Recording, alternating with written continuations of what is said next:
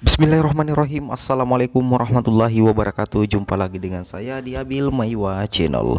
Jadi channel ini merupakan channel pendidikan tempat kita berbagi tentang aplikasi pendidikan Microsoft Office serta tips dan triks komputer.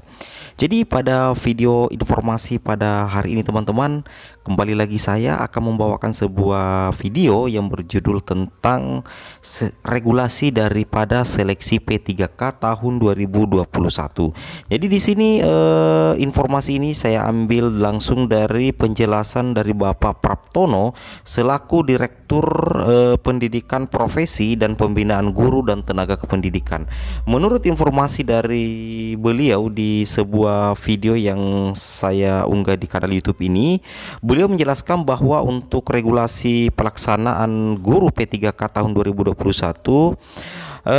untuk sertifikat pendidik atau guru yang memiliki sertifikat pendidik dan sudah mengabdi lama, tentunya itu tidak akan sia-sia teman-teman ya. Artinya dalam artian bahwa akan ada nilai plus bagi guru yang memiliki sertifikat pendidik maupun sudah mengabdi lama.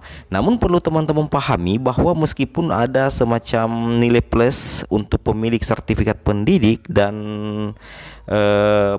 pengabdian yang cukup lama, tapi itu tetap akan mengikuti proses seleksi yang diberikan dan sesuai dengan peraturan yang telah ada. Artinya di sini tidak ada perbedaan sama sekali. Yang membedakan hanyalah ada guru yang memiliki sertifikat pendidik dan ada guru yang tidak memiliki sertifikat pendidik. Namun kenyataannya dalam proses seleksi sebentar itu tetap akan sesuai dengan peraturan yang ada.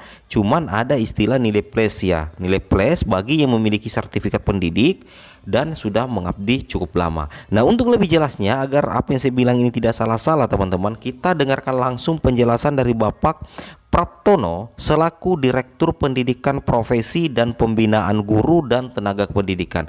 Oke teman-teman, kita langsung ke videonya. Secara regulasi bahwa untuk menjadi ASN itu harus mengikuti seleksi. Hanya memang bagi peserta yang sudah memiliki sertifikasi pendidik itu tetap ada bobot penilaian tersendiri. Tidak akan disia-siakan, tidak akan diabaikan, dan itu sudah terjadi juga dalam seleksi tahapan seleksi di PNS. Untuk bagi yang sudah punya sertifikasi pendidik itu ada penilaian tersendiri, tapi tetap proses seleksi itu harus diikuti. Nggak ada yang sampai saat ini itu punya sertifikasi pendidik langsung diterima begitu saja, tidak ada. Tetap harus mengikuti proses seleksi. Ya oke. Karena itu imperatif aturan perundangan ya, jadi harus diikuti. Oleh karena itu saudara-saudara yang sudah memiliki sertifikat pendidik, sertifikat saudara akan dihargai. Lalu bagaimana dengan lama mengajar misalkan, Pak Direktur? Misal yang sudah ngajar 19 tahun, apakah itu juga lebih dihargai daripada yang baru mengajar 3 tahun misalkan saja? Ya benar Prof. Jadi ini ada portofolio dan sebagainya. Tentu sertifikasi, pengalaman dan sebagainya itu adalah komponen-komponen yang menjadi kriteria dari penilaian ASN ini. Pada poinnya itu begini, Bapak Ibu guru tidak usah terlalu mengkhawatirkan.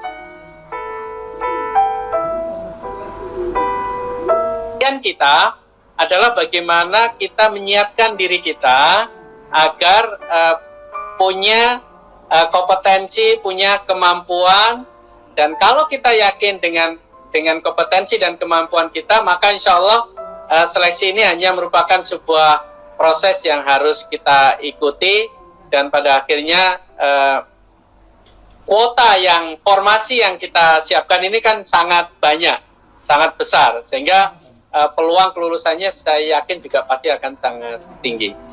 Ya, yang masih ditanyakan itu mengapa ada skema P3K untuk guru yang di akhir hayatnya tidak menerima pensiun. Nah, itu ditanya-tanyakan. Sudah di YouTube kan sudah dibicarakan, sebenarnya guru harus mendidik diri supaya menabung. Ini alasannya apa itu? Saya kira karena beban anggaran untuk pensiun itu terlalu tinggi, Pak Direktur ya. Yang pertama ini memang berangkat dari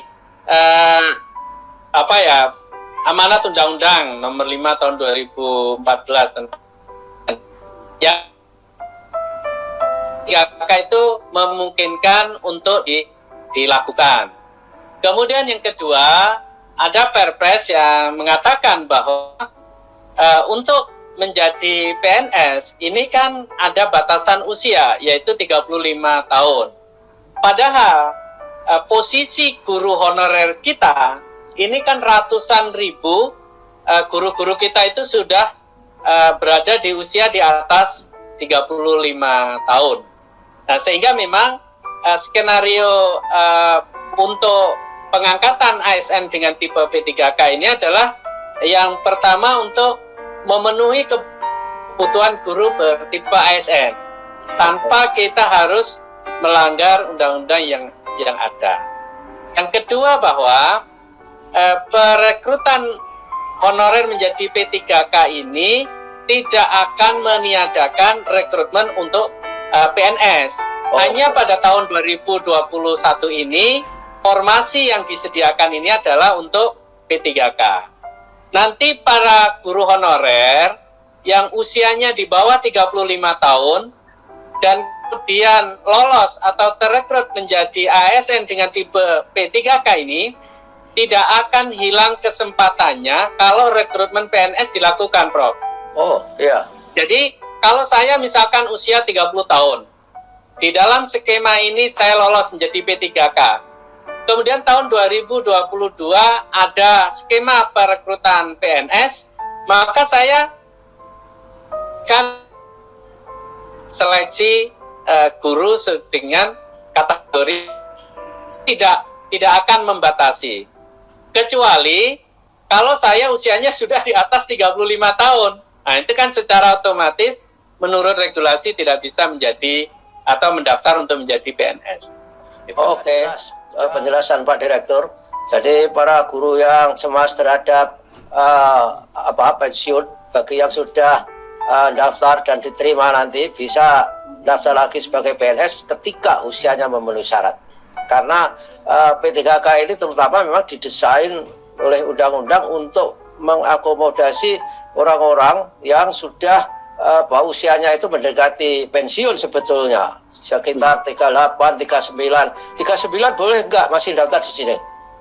Ya, untuk menjadi P3K ini dibatasi sampai hanya sebelum pensiun. Jadi kalau 58 masih bisa, karena nanti tahun 2022 berarti masih 59 tahun, jadi masih bisa masa 1 tahun. Dan ini Prof. Yanto, jumlah guru honorer di sekolah negeri kita yang usianya di atas 35 tahun itu ada 437.000. Oh, jadi iya. 59% dari seluruh guru honorer. Nah, kalau tidak dibuat dengan skema P3K ini kan mereka beliau-beliau yang sudah berkorban untuk anak-anak kita, untuk kemajuan pendidikan kita kan nggak berkesempatan untuk menjadi ASN. Oh, bagus juga. Ya oke lah. Baiklah, terima kasih Pak Direktur.